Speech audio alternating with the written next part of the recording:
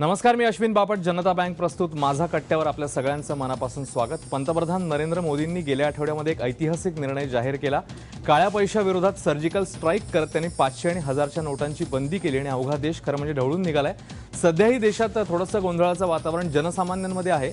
या निर्णयाचं खरं तर स्वागत झालेलं आहे आणि एक अर्थदृष्ट्या क्रांतिकारक पाऊल म्हणून या निर्णयाकडे पाहिलं जात आहे. मात्र अर्थक्रांतीच्या दृष्टीने निघालेला आपला देश, अर्थक्रांतीची ही मूळ संकल्पना खरं म्हणजे आधीच मांडलेली होती अर्थतज्ञ अनिल बोकील यांनी, आणि त्याच्यामध्ये हा नोटाबंदीच्या निर्णयाचा एक मुद्दा देखील अधोरेखित करण्यात आला होता. अनिल बोकील सरांनी पंतप्रधान मोदींची भेट देखील घेतलेली होती आणि त्या सगळ्या अनुषंगाने मग आता नेमकं काय वातावरण आहे, पुढचे नेमके पडसाद या सगळ्याचे कसे असतील, या सगळ्या संदर्भात आणि अर्थक्रांती संदर्भात जाणून घेण्यासाठी स्वतः अनिल बोकील सर आता आपल्या सोबत आहेत आणि त्यांच्याशी आपण खरं म्हणजे सगळेच गप्पा मारणार आहोत. सुरुवात करूया सरांपासून. एक तर सगळ्यात पहिल्यांदा तुमचं अभिनंदन, कारण गेली जवळपास 15-17 वर्ष जो मुद्दा तुम्ही खूप रेटून धरला होता तो, आणि जो माझ्यासारख्या ज्यांना हा विषय माहिती होता त्यांच्यापैकी कुणालाही वाटत नव्हतं की हे कधी प्रत्यक्षामध्ये घडेल. तुम्ही अनेकांना भेटला होता दिल्लीमध्ये आणि म्हणजे अर्थक्षेत्रातल्या, राजकीय क्षेत्रातल्या. शेवटी तो निर्णय आता झालेला आहे. सर्वसामान्य माणसांना अजूनही कदाचित कळणार नसेल किंवा कळत नसेल की ह्या मागणीचा तुम्ही इतके काळ पाठपुरावा करताय. 1000 आणि 500च्या नोटा रद्द करण्याचा नेमका काय फायदा होणार आहे, काय तुमची त्याच्यामागची भूमिका होती जेव्हा तुम्ही हा विषय लावून धरला तेव्हा? 16 वर्षाच्या प्रवासामध्ये आत्तापर्यंत अर्थशास्त्र विषय हा तज्ज्ञांच्या त्या कंपाऊंडच्या बाहेर कधी गेलाच नव्हता.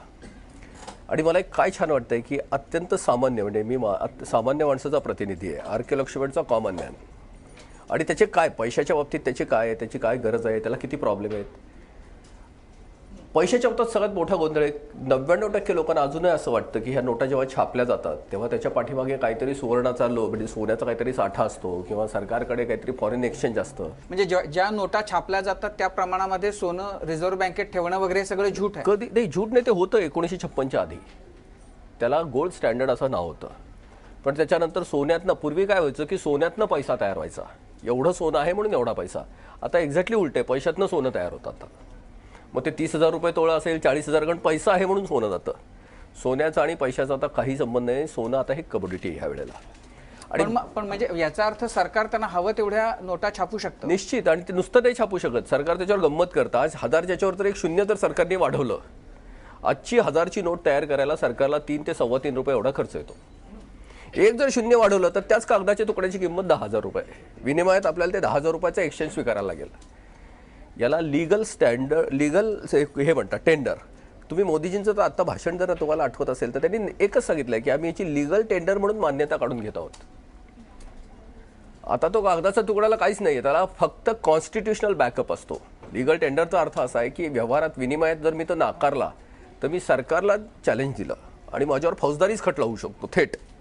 ज्या मूल्यामध्ये सरकार कर स्वीकारू शकतं ते मूल्य अधिकृत मूल्य असतं, ते चलन अधिकृत. उद्या जर सरकारने डॉलरमध्ये जर स्वीकारायला लागला कर तर डॉलर हे आपलं अधिकृत मूल्य होईल. कारण सरकार हे सगळ्यात मोठं संस्था असते की जी खरेदी करणारी आणि विकणारी सर्वोच्च. त्यामुळे त्याला जो विनिमयाला चालेल ते सगळ्या देशाला चाललं लागतं. म्हणून याला लीगल टेंडर किंवा याला उच्च मूल्य, उच्च ताकदीचा पैसा, म्हणजे हाय पॉवर्ड मनी असं म्हणतात. तो हाय क्रेडिट मनी नाही आहे, हाय पॉवर्ड मनी आहे.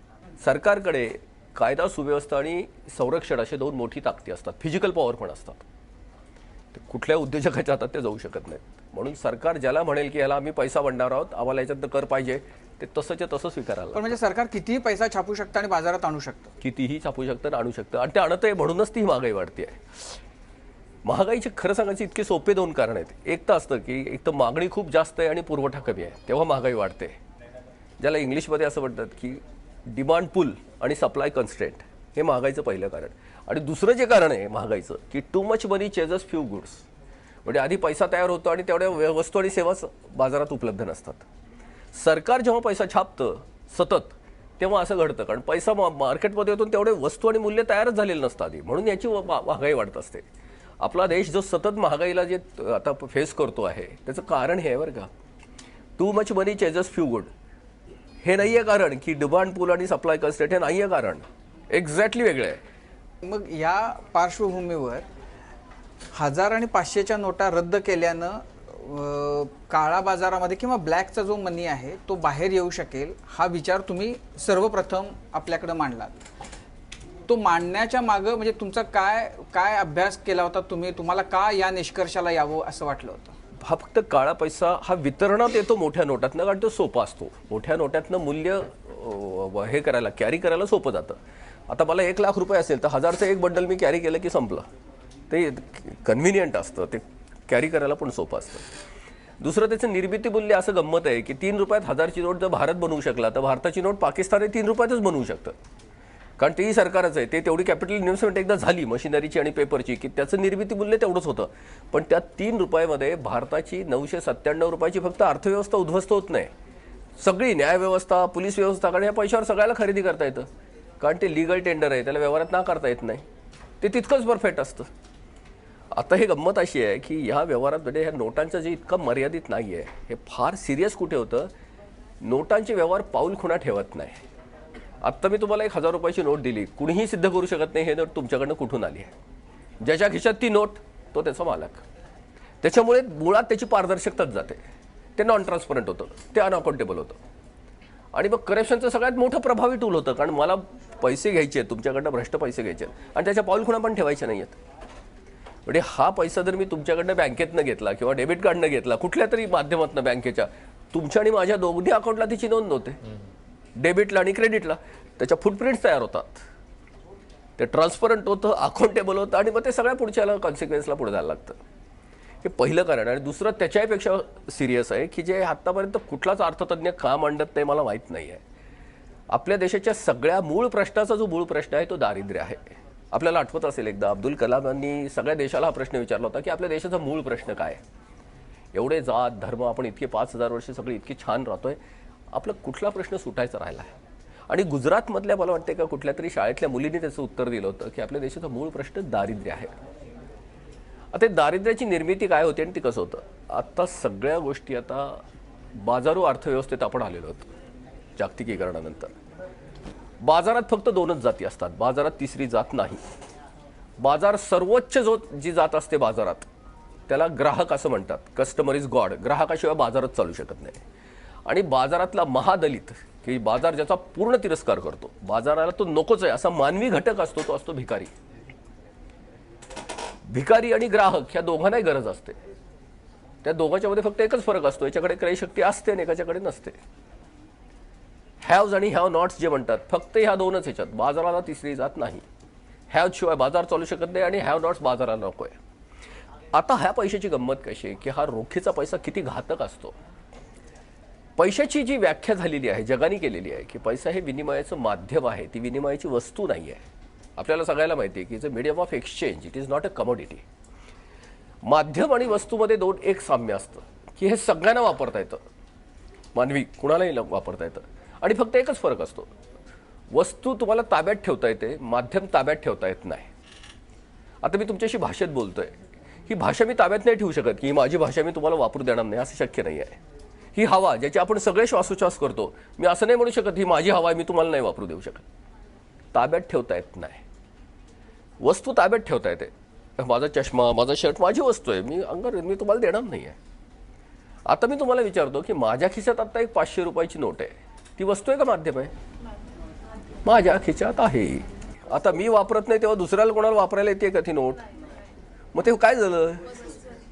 आणि पैशाची व्याख्या काय आहे? योगाचं माध्यम. पण ही वस्तू झालंय ना. आता हे जर मी इथे लॉक करून ठेवलंय ते दुसऱ्याला मिळत नाहीये. हे माझे 500 रुपये आता जर बँकेत असते तर काय झालं असतं? मग ते बँकेने त्याला गरज आहे त्याला पुढे दिलं असतं. बँकेचं याच्याशिवाय दुसरा कुठलाही नसतं. ज्याच्याकडे आहे, ज्याला प्रायमरी डिपॉझिट आहे, दुसऱ्याला वितरण आहे, ते सर्क्युलेशनमध्ये राहतं, तेव्हा ते माध्यम होतं. दुसऱ्या साध्या उदाहरणात म्हणजे आपल्या घरातलं पुस्तक आहे, लायब्ररीत आपल्या घरातल्या शेल्फमधलं पुस्तक आणि लायब्ररीचं पुस्तक, तेच. याच्यात फरक काय? बस आपल्या देशात हाच फक्त गोंधळ झालाय. तो पैसाच खाली नाही म्हणून सगळे भिकारी झालेत. दारिद्र्य इतकं सोपं आहे.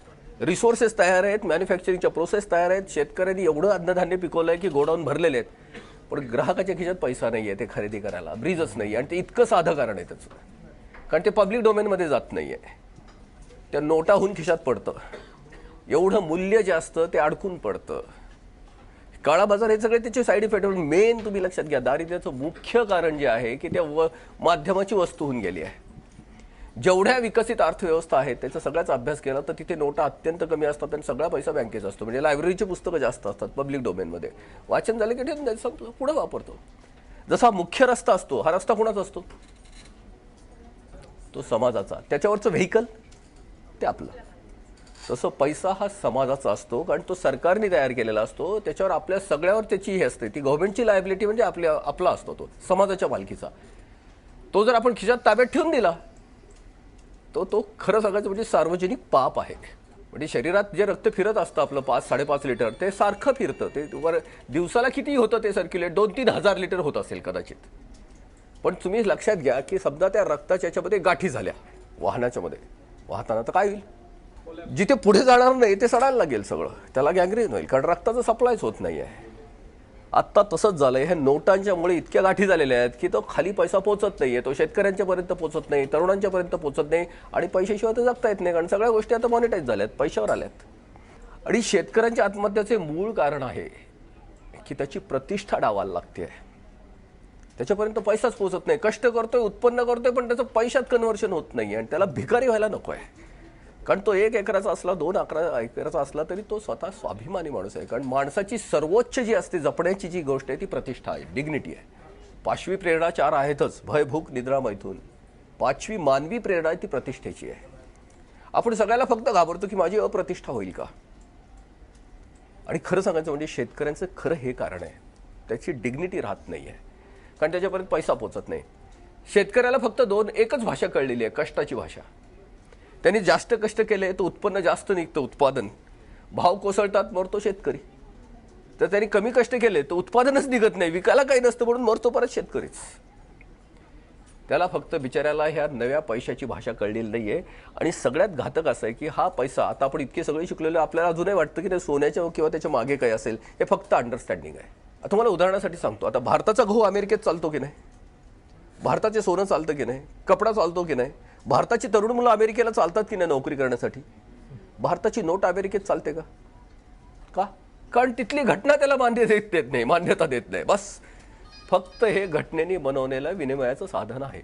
भारतीय घटना त्याला मान्य करते, दुसऱ्या घटने म्हणून ते फक्त विनिमयाचं म्हणून लीगल टेंडर. मोदीजी जे बोलले, दुर्दैवाने काय वर्गलंय, हे 500 आणि 1000च्या नोटांच्या मध्ये काय गोंधळ होतो. जीवन मूल्य कसं त्याच्यात अडकते, खाली कसं जात नाहीये. मग आहेरे आणि नाहेरे वर्ग कसे होतो. हे हजारो तरुणांचे मोर्चे निघतात, कारण त्यांना दिशा दिसत नाही. भविष्य काळात जायचं कसं? पैशाशिवाय तर काय होणार नाही, पैसा तर येणार नाही. अजून थोडं याचं सिरियस रूप कधी होतं. एवढं जीवन मूल्य त्याच्या व्यवस्थेच्या बाहेर राहतं. आता माझ्याकडे खूप नोट आहेत, तुम्हाला कर्ज हवंय आणि सरांची बँक आहे. आता बँकेला काय करेल, ह्या नोटा जर इथे नाही आल्या तर तुम्हाला कर्ज देऊ शकत नाही. मग बँक काय करते, ह्या नोटा तिथे जाण्यासाठी डिपॉझिटवर व्याज देते आम्हाला, म्हणजे मला पैसे देते, भाडं देते मला 8%, 9% जे काय असेल ते. आता बँकेने जर हे 9% रॉ मटेरियल विकत घेतलंय माझ्याकडनं, तर ह्यांना कितीला देईल ती बँक? कमीत कमी 2% ती चालायला सगळं बँकेचं प्रकरण चालायचं असेल तर नाही, ह्यांना 11 ते 12% पडेल. आता गंमत मी तुम्हाला फक्त सिरियसली ह्याच्यासाठी सांगतोय, किती सिरियस आहे लक्षात घ्या. 10% व्याजाने मी जर घराला किंवा माझ्या फ्लॅटला कर्ज घेतला आज, जे भारतातले रेट आहेत, तर मला 20 वर्ष तो हप्ता जो भरायला लागतो ते कर्ज पूर्ण संपवायला, ते जर कर्ज 2% जर मिळालं, वर्षाला 2, जगात तो आहे 2% व्याजदर, 8.5 वर्षात रिपेमेंट पूर्ण होतं बँकेचं. तारुण्याचे फक्त 11.5 वर्ष वाचत नाही, त्याच्या पुढचं जे आहे ते जास्त सिरियस आहे. 8.5 वर्षात ते घर पूर्ण तारण ठेवून नवं तेवढ्या मूल्याचं भांडवल तयार होत असतं त्याचं. त्या 8.5 वर्षात तुमच्या मुलांच्या शिक्षणासाठी, गाड्यासाठी पुन्हा नवं मूल्य मिळतं. नाही तर 20 वर्ष फक्त आहे ते घरात जातं. जगात हे असं का घडत नाही? कारण जगामध्ये मोठ्या नोटा नाहीत, त्यामुळे बँकेत 0% पैसा जातो, कारण नोटाच नाहीये. ते बँकेच्याच फिरत राहतात. जेव्हा यांना बँकेला 0% मिळतं तेव्हा बँक 2%च देते त्यांना. खूप सिरियस आहे आणि ही कुठल्याही अर्थतज्ञांनी मांडणी केली नाही.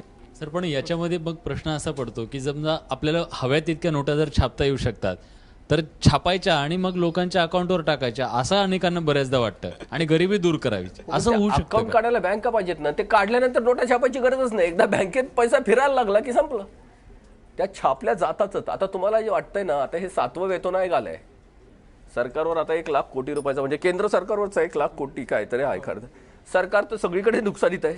मग 1 लाख कोटी येणार कुठून असं वाटतं तुम्हाला? सरकार स्वतःचे खर्च, सरकार बजेटचे ज्या कमिटमेंट असतात त्याला पूर्ण करायलाच लागतात. सरकारला जेव्हा कर व्यवस्थेतनं पुरा पैसा मिळत नाही, कर व्यवस्था फक्त एकच सिस्टम अशी असते की जी सरकारला स्वच्छ उत्पन्न देते. क्लीन रेव्हेन्यू म्हणजे कर असतो. तो जेव्हा आपण पुरेसा देत नाही, सरकारकडे पुरेसा जात नाही, तेव्हा सरकार नोटा छापतं. सरकार रडत आपल्या दाराशी येत नाही की आम्ही कसं चालवायचं.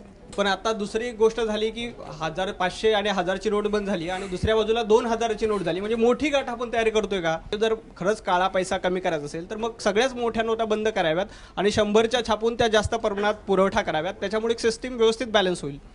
फार छान प्रश्न आहे, कारण याचं कन्फ्युजन चिदंबरम पासून सगळ्यांच्याचकडे. आता सगळे एक जात मोठे अर्थतज्ञ जे आहेत ते हा आक्रोश की आता हे मोदी किती बावळट आहेत की एकीकडे 1000चा बंद करतायत आणि 2000चे काढतायत. म्हणजे पंतप्रधानांना ते एकही विशेषण त्यांनी ठेवलं नाही ह्याच्यात. पण हे अर्थक्रांतीची मांडणी आहे की 2000ची नोट काढायला लागा. त्याचं कारण असं आहे की आता तुम्ही मोठा नॅशनल हायवे रिपेरीला काढलाय आणि तो जो रिपेअर करताना तो रस्ता काही वेळ बंद करायला लागणार आहे, तर डायव्हर्शन द्यायला लागेल की नाही, का ट्रॅफिकच थांबवायची सगळीच. हे डायव्हर्शन जर नाही दिलं तर करायचं काय? 2000चं मूल्य अर्थक्रांती याच्यासाठी सांगितलं आहे की 1000च्या जेवढ्या नोटा छापायला लागतील तेवढ्या निम्म्याच आता 2000च्या छापायला लागतील. त्या कमी वेळात आणि कमी पैशात छापल्या जातील. आणि दुसरी गोष्ट अशी होणार आहे की त्या हे रस्ता पूर्ण तयार झाल्यावर डायव्हर्शनचा काय उपयोग राहणार आहे पुन्हा?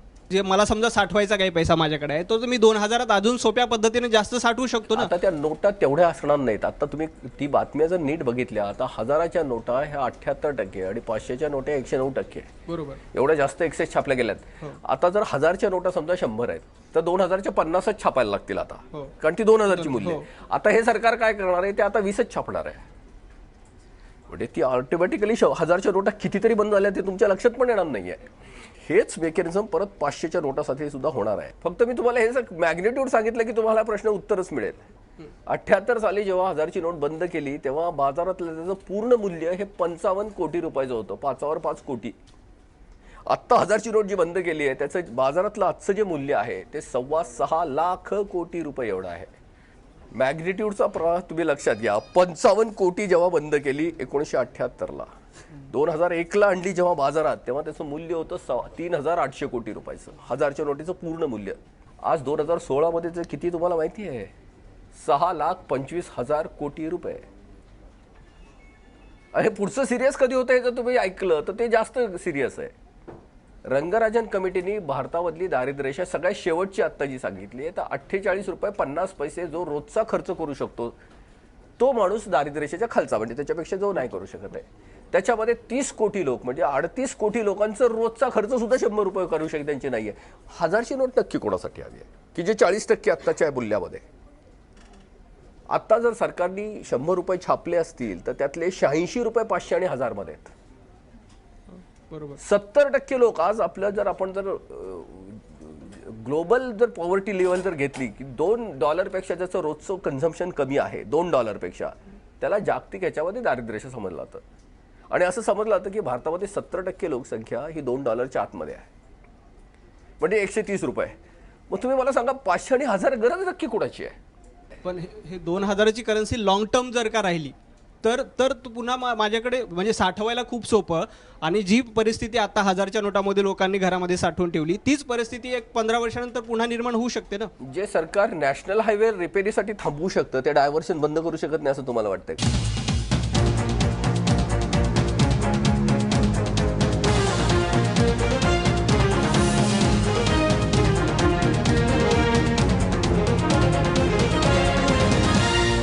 सर, शेतीतनं मिळणारं जे उत्पन्न आहे ते अजूनही करपात्र नाही आहे, तर त्याचा गैरफायदा घेणारे पण भरपूर लोक आहेत.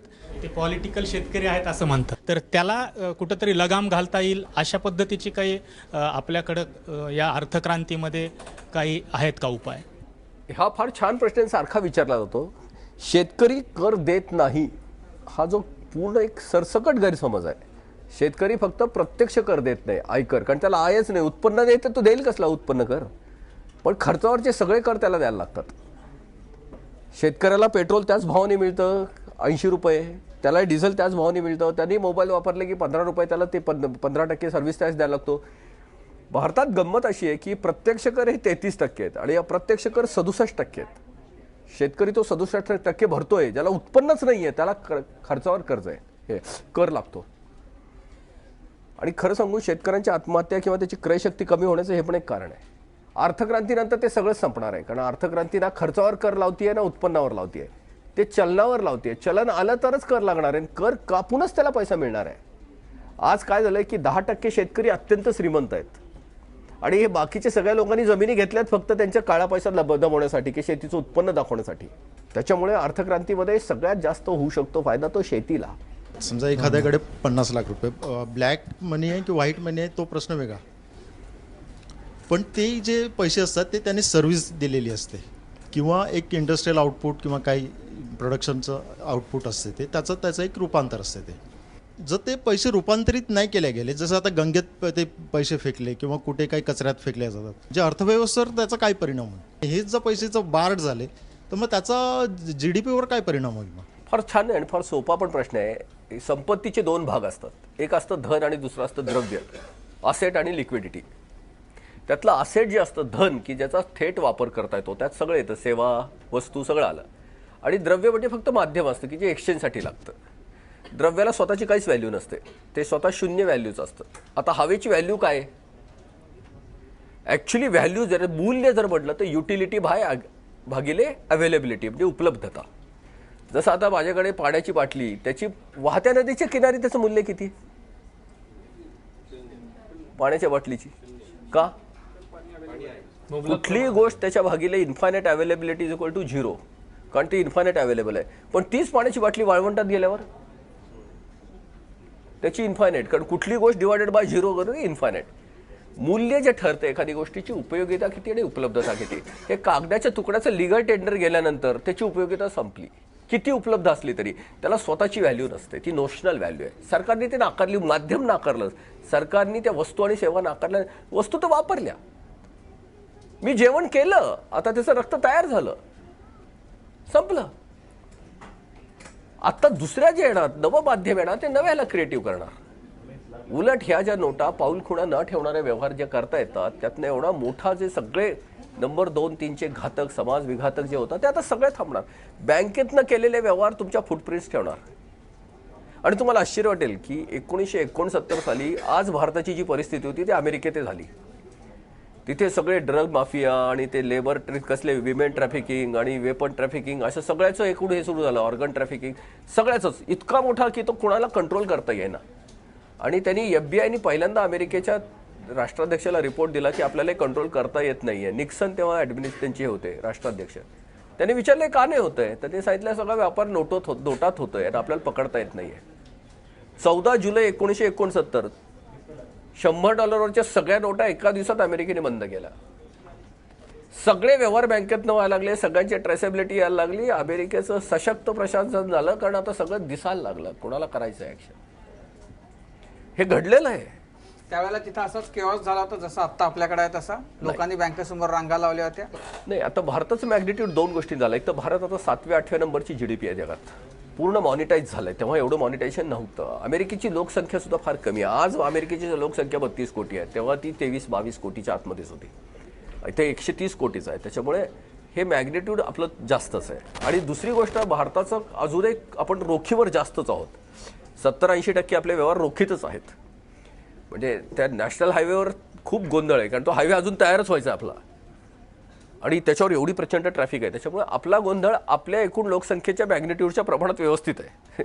हे प्रपोज करत होता की 500च्या आणि 1000च्या नोटा रद्द करा. रद्द करणं एक वेळ सोपं आहे, पण रद्द केल्यानंतरची जी परिस्थिती निर्माण झालेली आहे त्या परिस्थितीमधून म्हणजे बाहेर पडण्यासाठी काय केलं पाहिजे? गोंधळ फक्त ज्यांच्याकडे काळा पैसा आहे त्यांचा गोंधळ आहे, बाकी सगळ्यांची तारांबळ होती आहे. सामान्य माणसाचा गोंधळ बिलकुल नाहीये. तो म्हणून तर देशाला सपोर्ट करतो. तारांबळ आहे बिचारायची की आता मी काय करावं.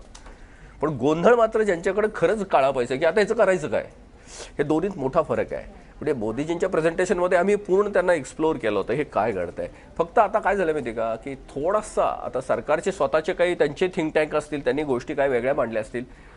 आम्ही त्यांना हे सगळं सांगताना आम्ही ॲम्नेस्टी हा शब्द वापरला होता, आम्ही IDS शब्द वापरला नव्हता. या सरकारने 30 सप्टेंबरपर्यंत अशी दिली होती की तुमच्याकडचं काळं उत्पन्न तुम्ही जाहीर करा, 40% त्याच्यावरचा आम्ही टॅक्स कापू, 45% आणि तुम्हाला देऊन टाकू.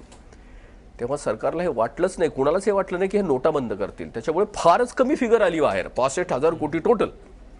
ते शॉकिंग असं होतं, त्यातल्या एकाच माणसाचे 10,000 कोटी आहेत हैदराबादच्या, एकाच व्यक्तीचे. ते चंद्राबाबूंनी सांगितलं म्हणून आपल्याला कळालं.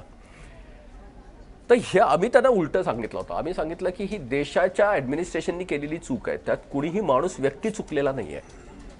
आपण सगळे एका बसमध्ये बसलोय, तर आपल्याला जायचे सुरतेला, आणि आपण दुसऱ्या दिवशी बघितलं तर सगळेच कोल्हापूरला पोहोचलेले आहेत. मग आता नक्की चुकलं कोण? बरं, ड्रायव्हरमध्ये 3-4 वेळा बदललेत, मधल्या एका चौकात पाट्याच नव्हत्या म्हणून त्यांनी कुठेतरी वळवले, ती गाडी सरळ इथे थांबली. आता याच्यात नक्की कोणाला शिव्या घालायच्यात आपण? ड्रायव्हर आहे आपल्याच बरोबर आहे ना आता. त्यामुळे व्यवस्था चुकल्यामुळे आता सगळंच चुकलंय. डॉक्टर चुकलेत, इंजिनियर चुकलेत, माध्यमं चुकली आहेत, शेतकरी तर फाशीच घ्यायला लागलाय. तर हे कसं आहे माहिती का, चुकीची दुरुस्ती वेगळी असते. त्याऐवजी आम्ही जे सांगितलं होतं, आम्ही त्यांना असं सांगितलं होतं की तुम्ही ॲम्नेस्टी द्या एकदा. ॲम्नेस्टी म्हणजे क्लीन क्लॅरिटी. तुम्ही कुणीही पैसे आणून टाका, फक्त ते खरे आहेत का खोटे तेवढंच बघितलं जाईल. म्हणजे ते जर काउंटरफिट असेल तर फाडले जातील, आणि खरे जे असतील ते तुमच्या डायरेक्ट अकाउंटला येतील थेट. पण त्याच्यामध्ये आम्ही अशी त्याला मर्यादा दिली होती की एखाद्याच्याकडे समजा 5 कोटीपर्यंत आहेत, तर त्याला तुम्ही 10% टॅक्स लावा आणि 2 वर्षांनी त्याला काढता येईल. 2 वर्षाच्या गव्हर्नमेंटच्या बॉन्डमध्ये ठेवा. ज्याच्याकडे 100 कोटी रुपये आहेत त्याला तुम्ही आणखी 20% त्यावर टॅक्स कट करा आणि त्याला 15 वर्षाच्या बॉन्डमध्ये टाका. म्हणजे त्याला ताबडतोब वापरता येणार नाहीत. ज्याच्याकडे जास्त आहेत त्याच्यापेक्षा त्यांना 30 वर्षाच्या बॉन्डमध्ये पैसा लॉक करा, तो सरकारकडे येईल, रस्ते वापरले येतील. आणि सगळ्यात महत्त्वाचं म्हणजे सरकारच्या लिगल टेंडरची सँटिटी राहील की ही नोट आपण छापली आहे, ती सरकारने त्याला किंमत दिली शेवटपर्यंत. आता हे कागदाचे तुकडे झाले हो. हे भारतीय म्हणून मला सुद्धा वाईट वाटतंय. ते खरंच कागदाचे तुकडेच आहेत, कारण ते लिगल टेंडर आहे. पण त्याला आपण जी प्रतिष्ठापना, जसं गणपतीला आपण 10 दिवसांनी पूजा करतो आणि शेवटी गटारात पडल्यावर जो त्रास होतो तो हाच होतो. नाहीतरी ते शाडूचीच माती आहे ना. हा भावनेचा पण प्रश्न असतो.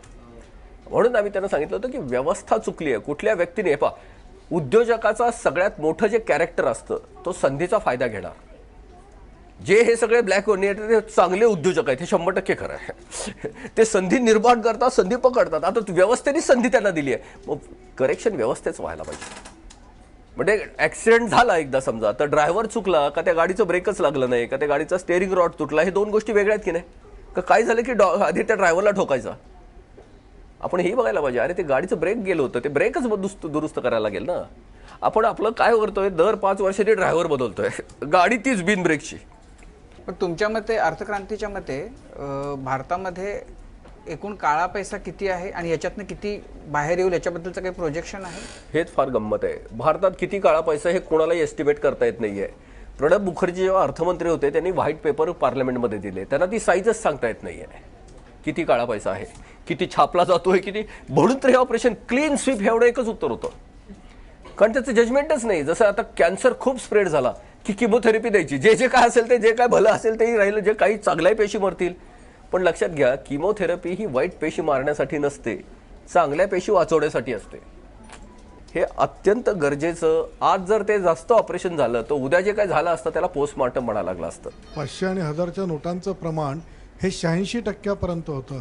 हे इथपर्यंत वाढेपर्यंत का ते कंट्रोल झालं नाही? किती आयडली असायला पाहिजे, कसं काय वाढलं एवढं प्रमाण? कसं गंमत आहे तुम्हाला सांगतो की सोशल सायन्सेस आणि मटेरियल सायन्समध्ये हा फरक आहे. सोशल सायन्समध्ये ह्युमन बिहेवियरची इंटरप्रिटेशन करता येतात, मटेरियलचं तसं नसतं. मटेरियल पक्क बिहेव करतं.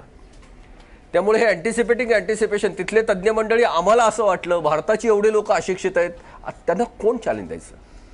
भारतात बँकिंग नाही आहे. आता कोणी सांगायचं? मोदीजींना हे मात्र तेव्हा पटकन पटलं होतं की आपल्याकडे बँकिंग नाही आहे. मला त्या आमच्या बैठकीतच म्हणाले की आपण आधी बँकिंग वाढवूया, आणि जनधनची तेव्हाच त्यांच्या डोक्यात त्यांनी सांगितलं होतं. पण त्याची दुसरी नॉवेल आयडिया म्हणजे पोस्टाला लिंक करणं बँकिंगसाठी, स्मॉल बँकिंग. त्याच्यामुळं आज असं कोणी म्हणू शकत नाही की आता आमचं बँकिंग नाही त्याच्यामुळे आमचं कसं होणार. आज ती परिस्थिती नाही आहे. त्याच्यानंतर ताबडतोब त्यांनी ते इंटरनेट आणि ह्याला सशक्त करायचं आणि मनीकडे जायचं, हे इतक्या छान स्टेप घेतल्यात. एक तर तंत्रज्ञानाने ह्याला खूप मदत केली आहे. आम्ही जेव्हा 16 वर्षापासून मांडतो तेव्हा तंत्रज्ञान एवढं विकसित पण नव्हतं, पण अर्थात अर्थव्यवस्था सुद्धा एवढी मोठी नव्हती. 2000च्या नोटा येतील किंवा 500च्या नोटा येतील, परत 1000च्याही येणार आहेत. ते प्रमाण किती असावं? आयडियली तर कॅशलेसच पाहिजे ना. आता स्वीडन किंवा हे सगळे देश का चालले आहेत? 10 वर्ष आपले पंतप्रधान अर्थतज्ञ होते, त्यांनाही तुम्ही भेटला होता, राहुल गांधींना भेटला होता, तर त्यांचा रिस्पॉन्स त्यावेळेला कसा होता? आणि ही स्टेप घ्यायला मोदींना म्हणजे गेले 15 वर्षात हे का नाही घडलं असं तुम्हाला वाटतं? राजकारणी लोक हे निर्णय घेऊ शकतात, फक्त त्यांना तज्ज्ञ लोकांचा सपोर्ट लागतो. कारण एवढं मोठं डिसिजन घेतलं आणि काय फेल्युअर झालं तर कोण जबाबदार? गंमत काय होती, त्या तज्ज्ञ पंतप्रधानांच्याकडे ताकद नव्हती, कारण त्यांच्याकडे क्लिअर मॅन्डेट नव्हतं. मोदींच्याकडे क्लिअर मॅन्डेट आहे, हा फार मोठा फरक आहे. आणि त्यांच्याकडे नव्हतं. कारण आता तुम्ही बघतायत की सगळ्यात जास्त परेशानी या राजकारण्यांचीच व्हायला लागली आहे. सामान्य माणसांनी तर तारांबळ झाली, तो आपलं सहन करतोय की चालताय. आता सगळ्यात आरडाओरडा कोणी सुरू केलाय? कारण त्यांचं इलेक्शन सगळं त्याच्यावरच आहे. आणि ते हे तर 6-7 काय म्हणतात त्याचं कडवळ उभं होतं.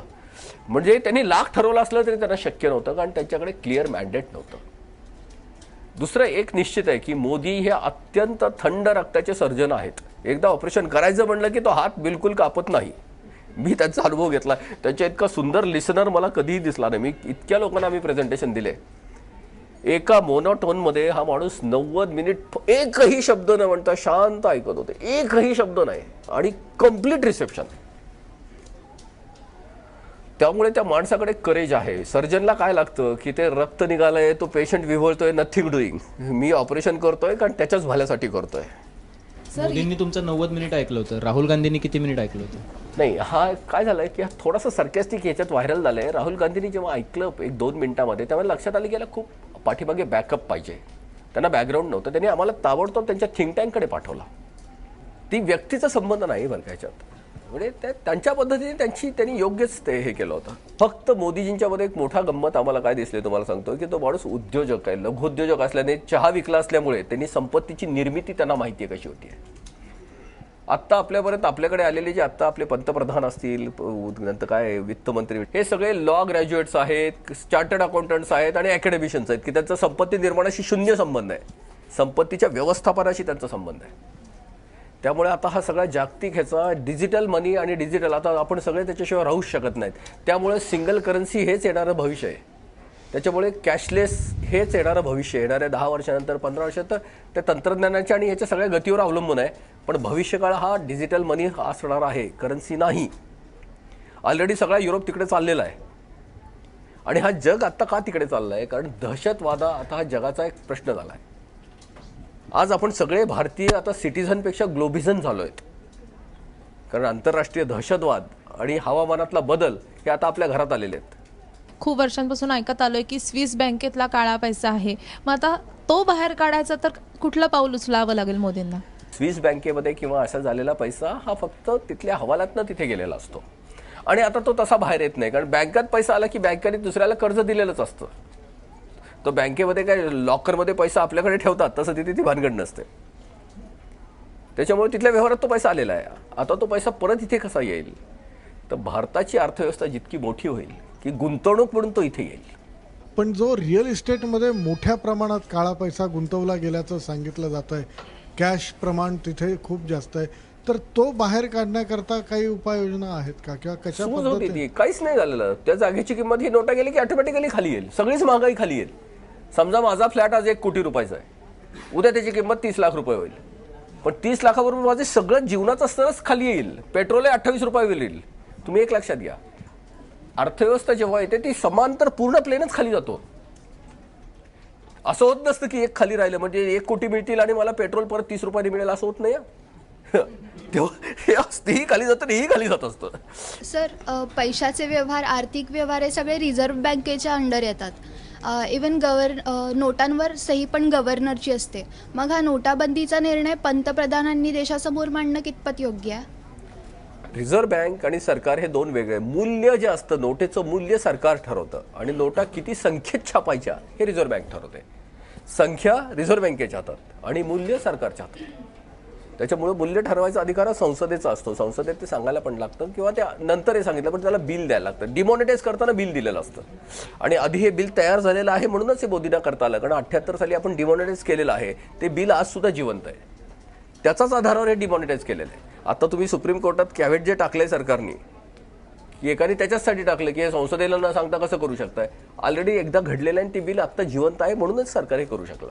की नोटा सरकारने मागं घेतलेल्या आहेत, पण कर प्रणालीमध्ये मात्र कुठलाही बदल नाही केलेला. जीएसटी आहे पण जीएसटी याच्यासाठी पर्याय होऊ शकत नाही.